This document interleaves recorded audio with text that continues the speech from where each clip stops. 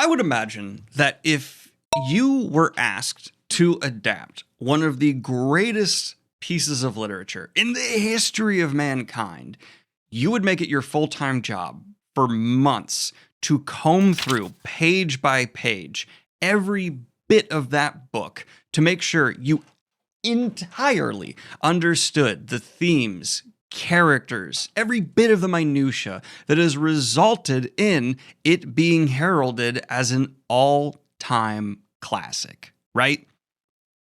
It's strange to me that it seems more often than not when people receive this task, they just kind of get a Spark Notes version of it and then just go from there, no matter the budget. Because the film we're talking about today, the 2024 Count of Monte Cristo movie, not the miniseries, was written with the vaguest understanding of the point of the Count of Monte Cristo imaginable. And I'm a little bit nervous to make such a scathing review of this movie because it seems to have pretty gosh darn positive reviews online, sitting at over a 90% on Rotten Tomatoes and just generally positive scores on the likes of IMDb and etc., which was why I was really excited to watch it.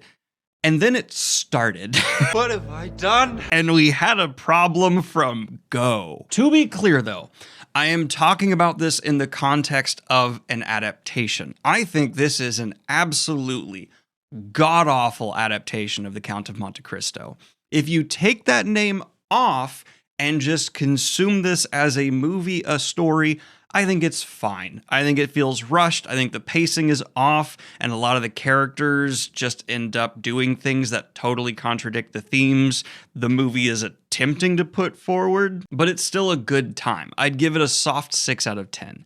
As an adaptation, we're sitting more at like a 2. And that's largely because it makes me so angry when I can tell the writers behind the screenplay just think we're all too dumb now to appreciate why Count of Monte Cristo was great to begin with. Let's get into it. The actual book, The Count of Monte Cristo, opens up with Edmond Dantes, our protagonist, arriving back from his voyage and reuniting with his love with a bright-looking career in front of him. He'll likely be a captain. Huzzah!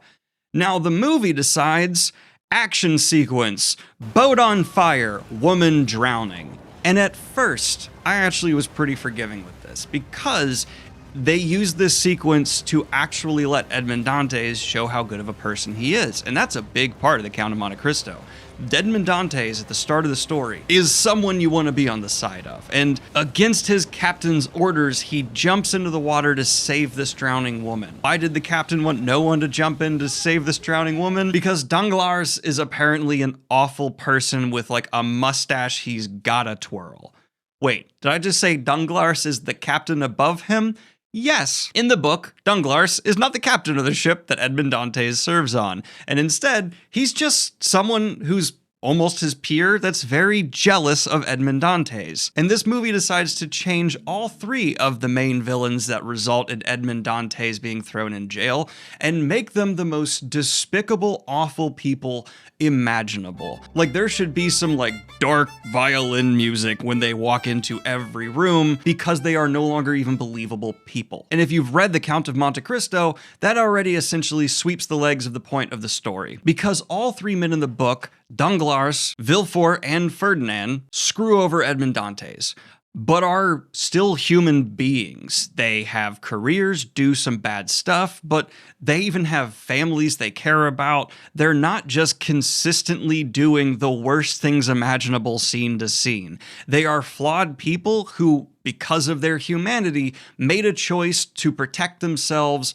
or gain something out of jealousy in the case of Danglars, out of lust in the case of Ferdinand, who wants Mercedes, the woman that Edmond Dantes is going to be married to. Come on, man, that's your cousin. Or out of self-preservation in the case of Villefort, who realized that this forged letter, which it is in the book, would screw over someone he cares about if it's discovered. In the movie, you see the woman was actually carrying a letter from Napoleon. Her name is Angélique, and it turns out, this is a made-up character for the movie, by the way, she's Villefort's relative. And so he ends up agreeing to throw Edmond Dantes in prison to save her. Why this change?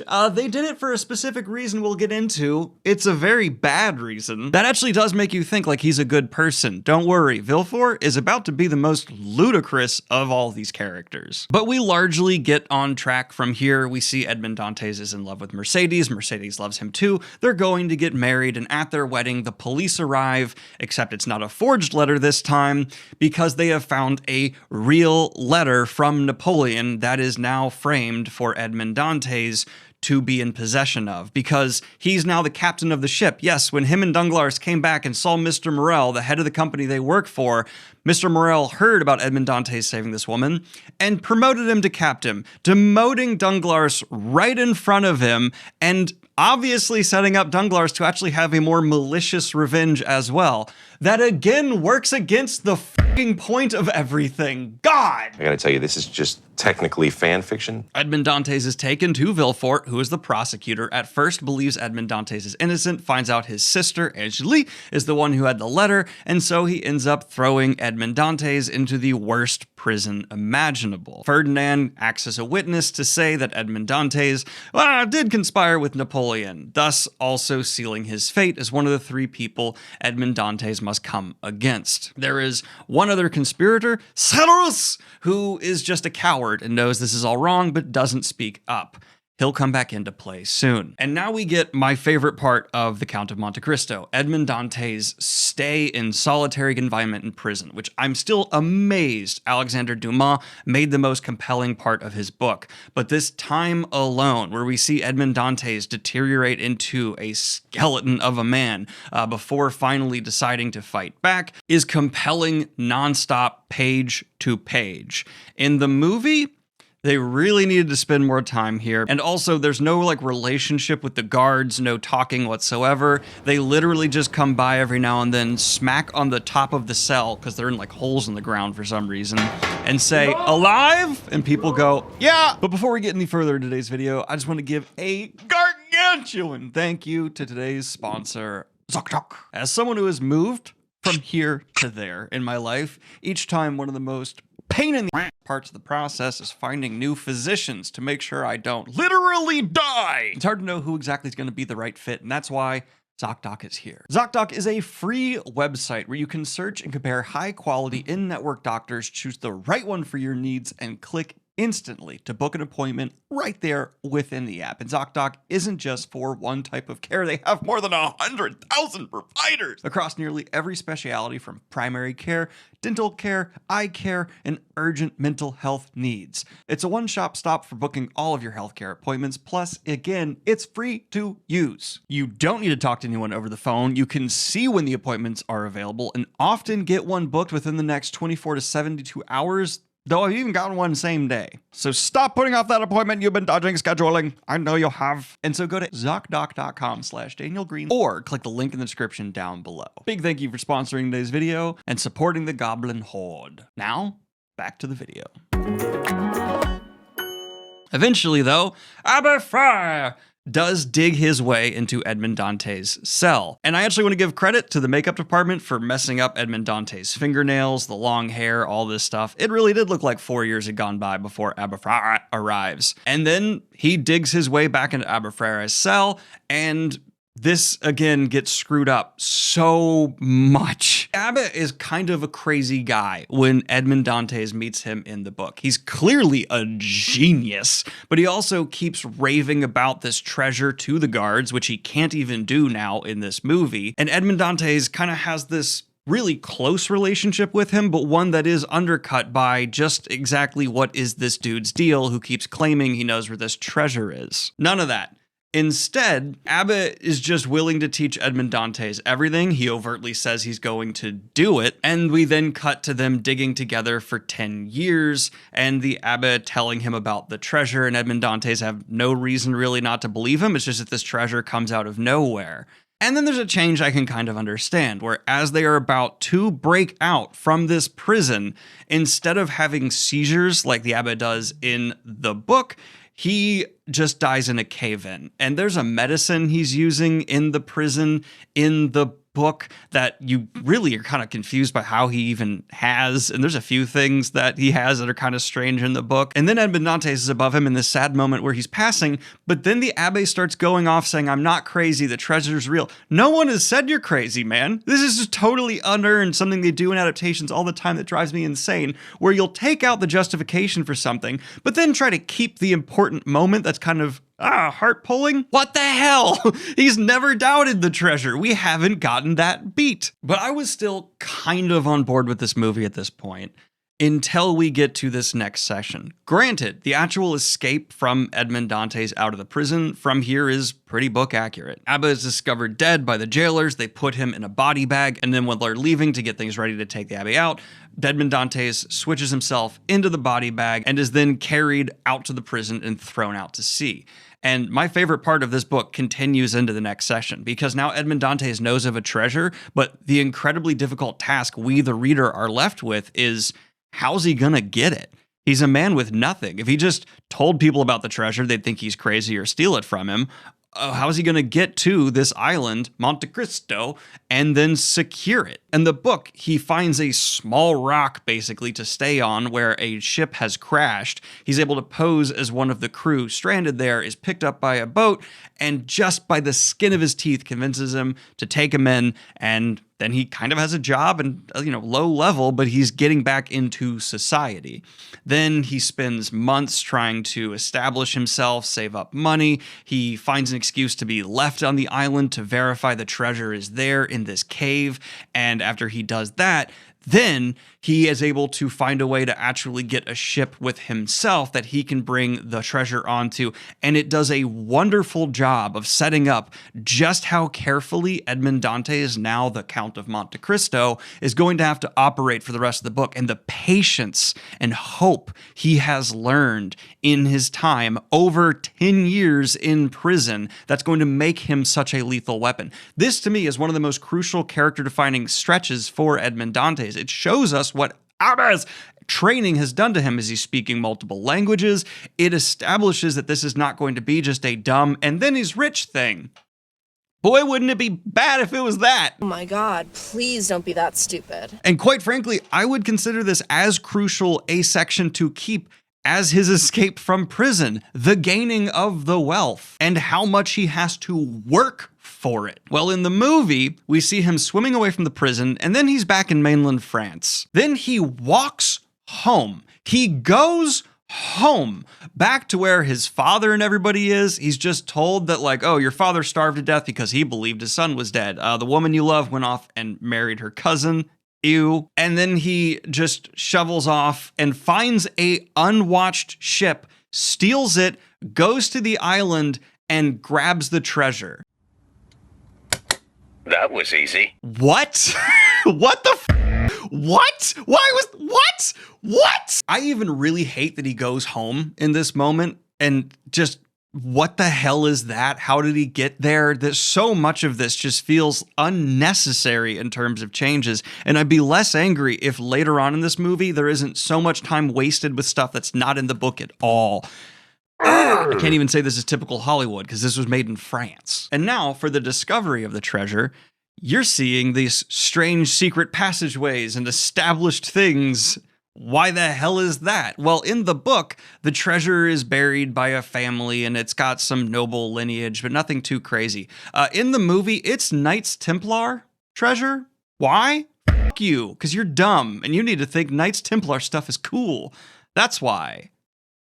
You. Why did they do this? It serves no purpose, except now we have a dumb statue that when Edmond Dantes buys his estate, he puts in front of it. Okay. And this is what I'm talking about when I say there are changes that do nothing. They made this a Knights Templar treasure purely because, well, the audience is stupid, so we have to make it something that's like national treasure. They'll recognize it. And this continues on into the characterization of the character of the Count of Monte Cristo, which it's very important if you have not read the book to understand, is not meant to be coming across the same way that Edmond Dantes has. He vanishes from the page for a while, and we don't see him again until he's in a disguise, and it's just suddenly this meticulously planning spider moving across the webs of the social life of Paris, and instead we get him, yes, going first to see Gerarus, the coward who just didn't stand up for him, and getting the full story of the level of betrayal from Ferdinand and Villefort and Danglars. Except instead of just relying on the fact that it's been more than 10 years since Gerarus saw him, Edmond Dantes now has the ability to make silicon-level perfect Hollywood masks to hide his face. And I'm not kidding, we see him making many of these to pose as other people. Why? Because I'm Batman. You haven't been around for over 10 years and you've been in the terrible conditions of a prison. No one will recognize you. You could also just do bits of makeup. Why is it a Hollywood mask? Why are we in fucking Mission Impossible? We also learn here that Danglars directly took over Mr. Morel's company, which is vastly different than the book, and we remove from the movie a very, again, character-defining stretch for Edmond Dantes, where he goes and helps Mr. Morel, his former boss who gave him that promotion, financially recover and look out for him, taking care of his debts. That's just gone. We just hear that Mr. Morel's life has been ruined by Danglars, and that's the end of it. It's really important in the Count of Monte Cristo that we get beats that make Edmond Dantes a good man still. He goes out of his way to help people like Gerarus as much as he can, alongside with taking this horrific revenge. But even this moral sit down with Gerarus is dumbed down because in the book, yeah, he eagerly is trying to get this diamond that apparently Edmond Dantes, after he got rich, wanted to leave to his friend. But in the movie, he's like turning it down randomly, and the complex redemption story of Gerarus that he fails in the book becomes just, oh, then later on, he's again another pawn working for Edmond Dantes' revenge. And by the way, he actually gets co-conspirators in this movie. I'm not kidding. That's the whole point. And this is going to take us back to Angélique, who, it turns out, Villefort, yes, had Edmond Dantes thrown in jail to protect, and he then went and told Angélique what he did on a night he was going to go see his mistress. Angélique, because Edmond Dantes saved her when he jumped off the boat in this movie adaptation, is like, no, we must tell the truth and free this man, and also you're a bad person, and she threatens him with the fact of his mistress and stuff. And so then Villefort chokes her unconscious, gives her to Danglars, who then sells Angélique into sex slavery. What the We wrote our own fan fiction based on your book. You did this whole thing to cover for Angélique, and then you're actually just going to be like, nah, screw you, throw you under the bus, gone forever. So that's confusing. And on top of that, this then leads to the dumbest creation for the movie, possibly the entire time. Yeah, I'm going to stick by that. Because in the book, there is a gang beat that is awful and quite frankly can be very easily lifted from the story. It does serve a purpose thematically, but it's not one of the crucial moments.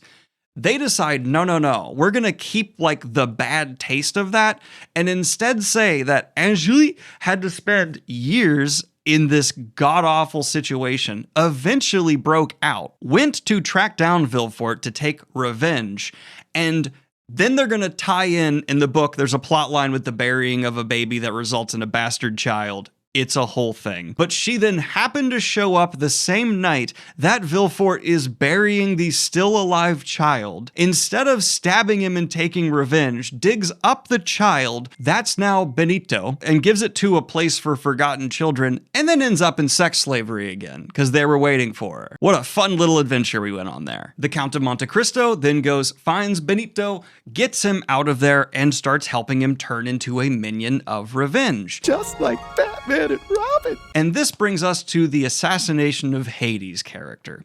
Haiti, within the book, is a slave girl, former princess that Edmond Dantes buys and keeps around him in great condition because her family was ruined by Ferdinand. She was sold into slavery by him. But she, unlike Edmond Dantes, is not consumed by revenge and hate and represents, as young women often do in literature, a path forward to a new life where Edmond Dantes can leave everything behind him. In this movie, she becomes basically just as driven by revenge as him, and just as manipulative. Granted, Edmond Dantes is the one who is now training these two little revenge minions on his side, but Haiti is set on a path to fall in love with Ferdinand and Mercedes' son Albert, because the cousin got together, banged out a little incest baby, and get close to him so she can help ruin Mercedes' new family for Edmond Dantes. Batwoman, you are so hardcore. Albert in this movie looks like French Wolfheart.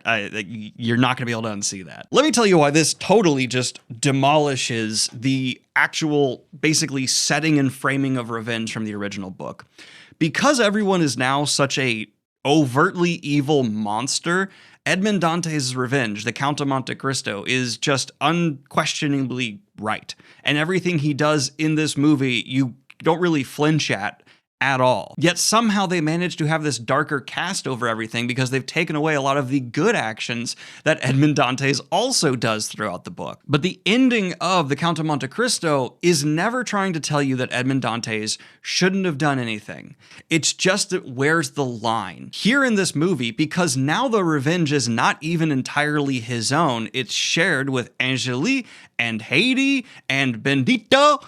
Now it's unquestionable and also not his to let go of. It's an other thing, and the entire framing of the contemplation for revenge in the narrative is bunked. We also, for some reason, have Edmond Dantes able to fight and things along those lines, which it's very deliberate in the book that he never hurts someone. Edmond Dantes, like directly physically, does not lay a hand on people. The one duel he almost gets dragged into is a gargantuan hiccup in his plans.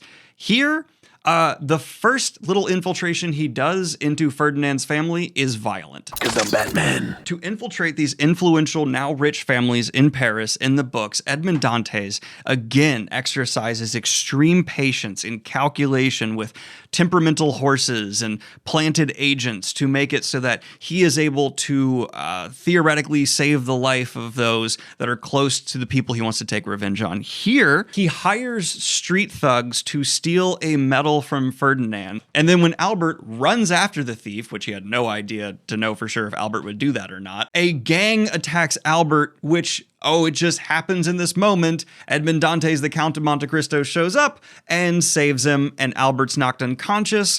And in that time, Edmond Dantes, it's shown, just hired all these thugs. They get up and vanish, but he leaves a cracked pistol on the ground so that Albert can figure out who did this. There's slow-mo shots, and if you haven't noticed, Edmond Dantes is wearing like all black in these capes. He's being communicated like Batman. And I'm not just saying that because of these loose aesthetic choices. There are also several shots throughout this movie that directly, like, almost reflect shots throughout Christopher Nolan's Batman trilogy. Some people are going to disagree with me on this, but I just kept seeing things where I'm like, that's the Batman trilogy being like, maybe not directly referenced, but at least like percolating in the backs of this creative's head to resurface here. Batman. This is even amplified by throughout Edmond Dantes' mansion. We see there are all kinds of orchestrated things once Albert shows up to thank him, to make him fall in love with Haiti, because they're combining Valentine and Haiti in this movie, which isn't an objectively horrible choice.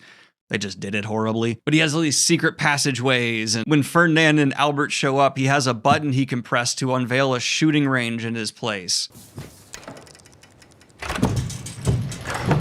You don't want to be like this. This is disgusting. This is awful in every way. If I could kill it, I would. But I legally can't. But I've considered it. I would already be annoyed by this, but also it looks god-awful when the transition happens. Why are we doing Batman things right now? To give credit here, in the next stretch of the movie, there are a few different beats where they just directly go back to moments from the source material. And every time they do that, this movie shines. It actually has a pretty decent cast. The set design's good. The costuming's great. So when they're just doing Alexandre Dumas beats, everything comes together, and it's why I don't think this is just objectively horrible in all ways. And I also like that they have kept Edmond Dantes not being racist around a bunch of racists, and also using that flaw in their character when he's posing as an English lord to exploit their hatred and their short-sightedness and their ignorance. There's also a beat where we see Edmond Dantes disguised as this lord switch between speaking French poorly, speaking English convincingly very well, and then once the person he is lying to in front of bounces, he then switches to speaking French perfectly. And that kind of language play should have been, instead of all this like gun range, badass hit people stuff, what we relied on to show how dangerous and terrifying Edmond Dantes in revenge mode is. That's scary, and an audience will understand that. Someone being able to pose this effectively is great. But he's again wearing one of these stupid Hollywood-level masks he did not need to do, and Intention. But be careful, Monsieur le Procureur. S'il devient votre ami, cela fera de vous mon ennemi. Merci, Monsieur de Villefort. C'était très agréable de discuter avec vous, mais j'ai beaucoup à faire. Je vous remercie, Lord Halifax. Monsieur le Procureur. Victor. Comte, fais préparer les chevaux, nous rentrons au château. And from here, the movie essentially entirely falls apart in terms of actually being any way, shape, or form an accurate retelling of Alexandre Dumas' The Count of Monte Cristo, because the runtime is running out and we need to actually take revenge here. And we've sort of set up like having ends to these families, but instead of acting as a spider, you know, webbing things and trapping, it feels more just like a bear trap slamming shut, because the accusation is made of the bastard son against Villefort. Il m'a enveloppé dans un linge et m'a enterré vivant. Mon père, l'homme qui a voulu me tuer n'est autre que l'homme que j'ai face à moi, le procureur de Villefort. His career is ruined, except then Benito decides this isn't enough and just walks up to him despite achieving a lot of his revenge, stabs him in the neck, going against everything Edmond Dantes has taught him, and then gets shot by guards in return. Yeah, you just tried to commit murder, bud. That's gonna happen. This makes Haiti do a complete 180 on the entire idea of revenge. Turns out, oh my god, who could have seen it coming? She fell in love with Albert. Why?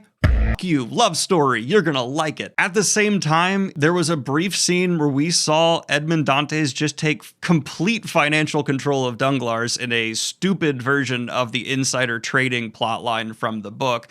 Danglars straight up hands Edmond Dantes his entire ass for no reason outside of just like, well, maybe there's a good opportunity here financially. I'm gonna risk it all because I'm an idiot who has no actual character. And then after the court scene, Edmond Dantes gets to tell him, like, I'm Edmond Dantes and you better leave Paris forever. And that's the last we see of Danglars. Done. Done. We're done now. Which leaves only Ferdinand to take revenge on. Haiti, because of everything that's happened, tells Albert we can't be in love, too dangerous. Go away. He shows up, at which point Edmond Dantes forces Haiti to tell Albert the truth about his father being why her family was destroyed. Haiti is just, I guess, okay with everything that's driven her to be on this revenge path for so long at this point, because she actually has a moment where, because French Wolfheart said, I'm not going to be alive really if you don't choose to be with me, is gonna run away with him, which, dude. But French Wolfheart Albert, realizing that Edmond Dantes has destroyed his family meticulously, throws his glove and challenges him to a duel. We get a moment kind of reminiscent from the book where Mercedes shows up to ask Edmond Dantes not to kill her son. He folds, except then they go to the duel. Why? You had a way to eat. So they've cut the whole Italy thing from the book, which if you haven't read the book, don't worry about it. But there is a potential duel in the book. Edmond Dantes, through really careful, meticulous planning and execution and last-minute pivoting, gets out of it. But instead, here, he just shows up and risks Albert shooting him in the head. He deliberately misses, then Albert shoots with a shaky hand, and I don't know still if Albert just missed or deliberately missed, because we don't get to see it. Edmond Dantes then shows up back to Haiti, who's convinced he's killed Albert. Of course, he hasn't. Albert comes out and reunites with Haiti, and they get to be lovely ever after. Nothing accomplished in the book has been accomplished at all. It's all dropped. What the hell? Though Mercedes, now knowing the truth because Edmond Dantes showed her the letter he had signed to get him thrown in prison, now just leaves Ferdinand. Fine. Which makes Ferdinand show up at Edmond Dantes' house, and then they have a sword fight. And it serves zero purpose. None whatsoever. They just wanted to have a sword fight. And I cannot stress enough how much the point of the Count of Monte Cristo and all the creative decisions Alexander Dumas made was to subvert the idea of violence in a revenge story, of duels in a swashbuckler. No sword touches a sword in the Count of Monte Cristo, and that's important. That's so important. Because we'll get into more in a reason later at the conclusion here. Credit to the actors. It's actually a pretty well executed sword fight from a stage combat standpoint. Well done. But then Edmund scores a stab in the hip. Good job. Ferdinand takes his broken sword and shoves it into Edmond Dante's. They then have a scream off where Edmond Dantes says, I won't kill you because then people will like look good on you, dog, and I want you to wallow as a wretch. He then starts walking inside and you're like, oh wow, Edmond Dantes is going to die now. He's going to bleed. No, he's actually alive. The ending is him taking the young lovers off on a ship. He got stabbed with a sword, walked off, and he's good. He's fine. What was the purpose of that? That's the end of The Count of Monte Cristo 2024. What? So let me get into the actual point of the book here, shall we? It is a very important character flaw presented in The Count of Monte Cristo for Edmond Dantes, that he thinks he's almost on an ordained path for revenge. And what shakes him out of it is seeing the suffering he's caused others in rather extreme ways. I won't spoil in case you want to read the book because this ending is just not the book. And he then realizes he's not an agent of God, and that freaks him out. Religion, despite not being so often mentioned directly by characters, at least in like a preachy way, bleeds from the Count of Monte Cristo. And there's actually a couple of monologues where he talks about having God being a tool of God directly. And it's very important for Edmond Dantes that that's true. And once he thinks maybe it's not, he stops. To show how much this movie does not understand that, for no reason, this is not a scene in the book, Edmond Dantes does this.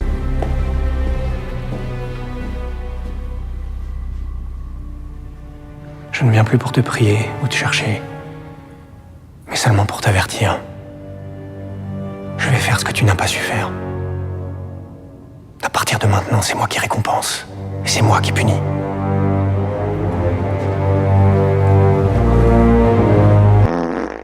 Yeah, he just tells God, I'll do it. I, an American, have to ask French filmmakers, did you read this French classic? We also don't get the amazing monologue I opened my recent review of The Count of Monte Cristo with. That's a damn shame. And just the entire nuance is nothing but missed here. If you pay attention while reading Alexander Dumas' book, the fact that the villains aren't total psychopaths across the board matters.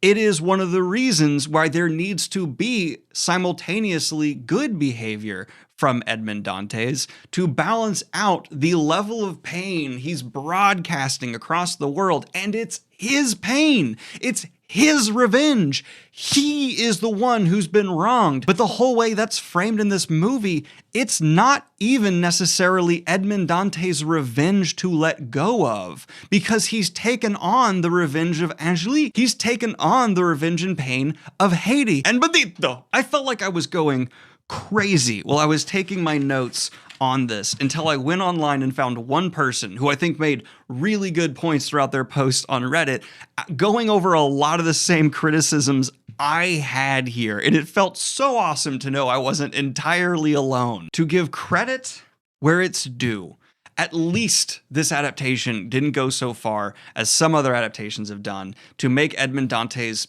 end up again with Mercedes, which would be such a mistake and is again a fundamental misunderstanding of The Count of Monte Cristo a lot of adaptations have been guilty of, because Edmond Dantes at the end of this story is supposed to be starting a new life. He cannot go back to what was. There is no fertile soil in the wake of destruction behind him. And again, that's one of the things that makes him realize he must move on, and he's done enough Not that he shouldn't have done any of it, not that he shouldn't do more, but for him as an individual, he is a new man. He cannot be what he once was. He's not as good as he was, but he doesn't want to be this cold, calculating thing for the rest of his existence. And yes, in the book, he ends up with a woman he's essentially groomed since she was a girl and thought of as a daughter, and that's messed up. And they should make a change to that for any adaptation, in my opinion.